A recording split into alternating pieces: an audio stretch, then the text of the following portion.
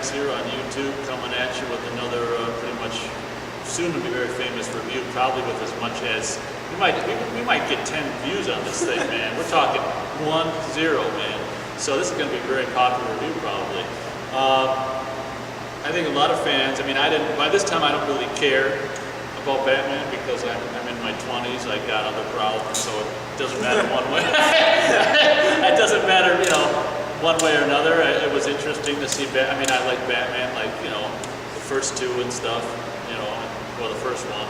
And I like Batman, I didn't hate him. But I saw Batman. I didn't care one way or another as it was approaching. I was like, because they screwed up the last two so much, I didn't really bother.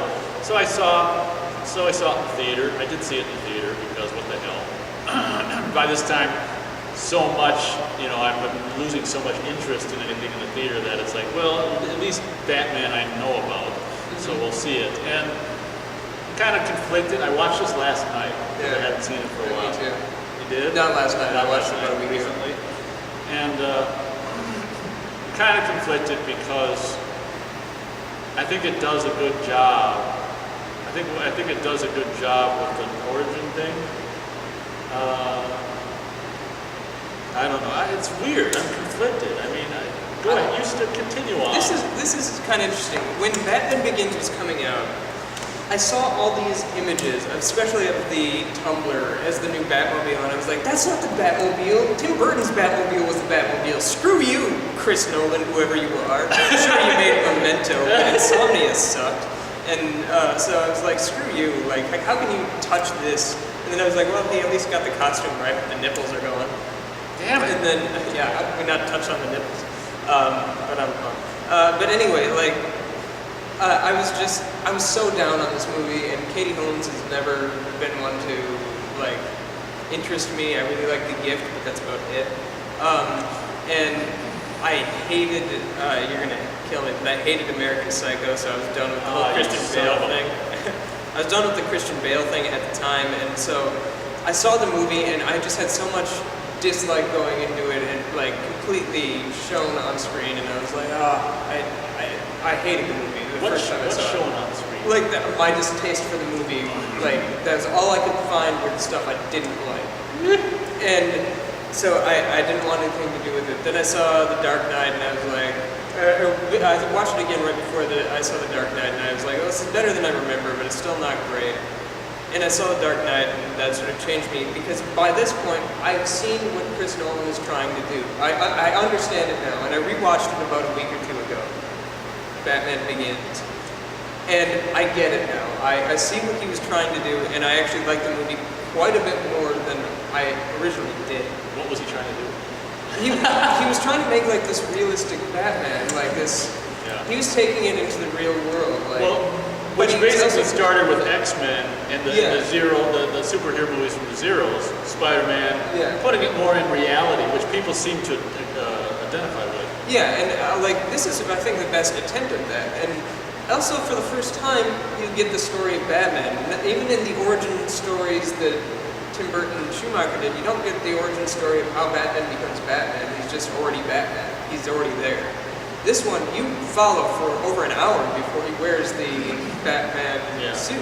Like, you see how Batman becomes Batman, and it's done insanely well.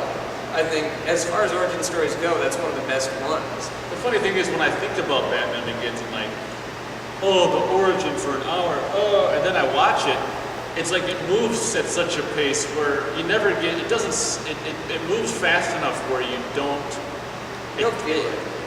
It says just enough of each bit of the origin, where it's not like it's treacherous to watch. No, not at all. So I've grown to actually like Batman Begins, which after so many years of saying how much I didn't like the movie, it's kind of like assholey of me to be like, you know what, Batman Begins is alright.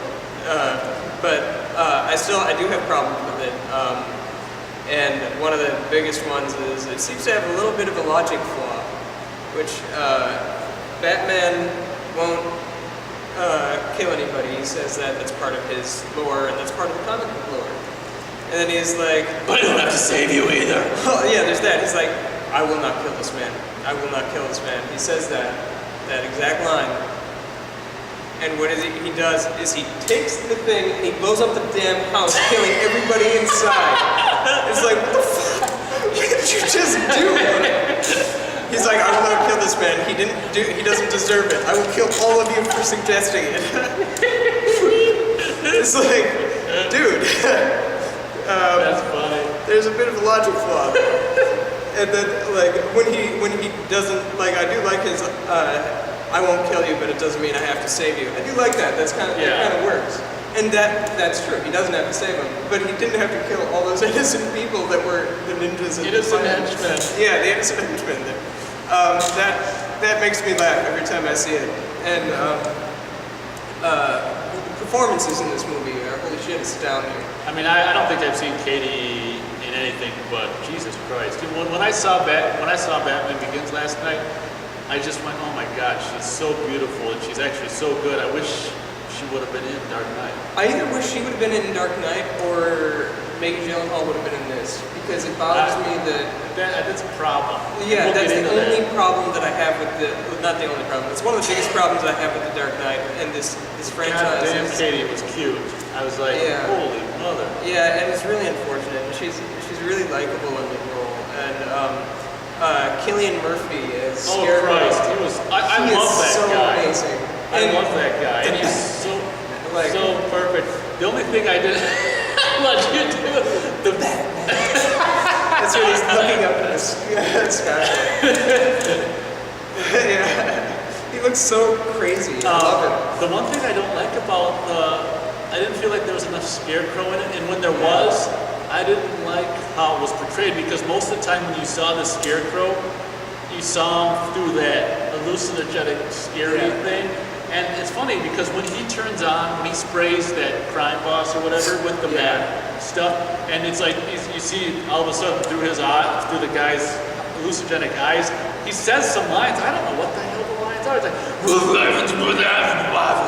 you even know what he says? Yeah, I do know what he says. I can't remember. I didn't catch it until I was at home. There's no way you can even tell without subtitles. That's one of the problems with these, the Tim Burton ones the Chris Nolan ones is that You can't.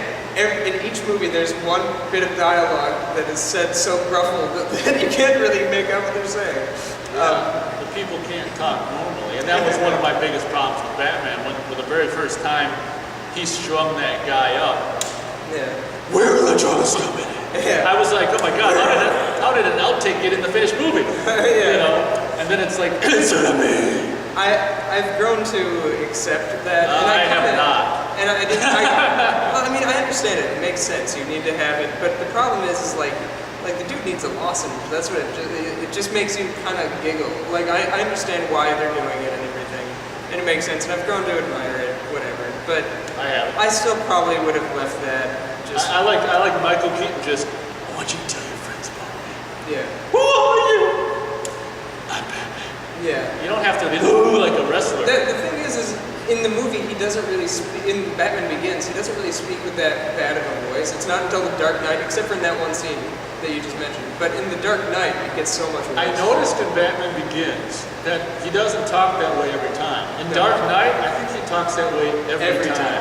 When he first shows up in Batman Begins, he doesn't speak like that. He's like, here. And Yeah, so it's much more like the Batman. So I guess in the first one they kind of thought, well, when he has to scare bad guys, he better put on this voice. Yeah. We're just. Yeah, but I couldn't and believe there's it. a really bad line where he's talking to the Scarecrow in the second one. It's not a bad line, it's just a bad delivery where he's talking like that, but he doesn't need to be menacing in that moment. I'm gonna do one in We'll our get second that one, review. yeah. I'll do my famous impersonation of that. But I'm gonna go 3 stars on viewing again. It's funny because in a way, there's things I don't like about it. It's the guy. I don't necessarily like the. I think Tim Burton did his version of Gotham so well that the idea of a normal, everyday, normal-looking city at Gotham, for me, I can't get. It doesn't work for me. It works for this movie, and it works really well for this movie, but it's not the best Gotham there is. This is the best Bruce Wayne we've ever seen. Like his characterization, his motives, you understand the character for the first time. Yeah, I mean, this one definitely cares the most out of all the movies about Bruce Wayne. I mean, Yeah. and the way the backstory and everything is done very, very well. Yeah, and I give that 3 stars myself. I like Ducard and Ra's al Ghul really a lot. They're kind of great in the movie, especially. Ducard? What was that? Well, that was that is Ra's al Ghul. Oh. And that's from the comic books, and man, that was done so well. Good. And interestingly enough, he's also trains Bane, and that's at the end of the yeah. movie you see the mask on you see the ninja Oh, mask on that's Ducard, Bane's and mask? it looks very similar Oh, to I what ends see. up being Oh my Bane's mask, God. which I didn't catch until I rewatched. Like Holy seeing shit. seeing the movies from afar with years separation and seeing the continuation of the story. You can go back to that first And movie see and what find he was so much setting more up. appreciation. And That's true. The love story, which I hated the first time I saw it, was like, man, that's just such a ripoff of Mary Jane and Peter Parker. Coming back to it now, knowing that she didn't make it through this story, Makes it so much more. and so much more poignant at the end of the movie when she's like, maybe if you can ever hang up your cowl, we can make this work. And then knowing she never wants to. She wants to be with Harvey Dent. Like, just knowing all of that now makes that so much more brutal to watch. Yeah.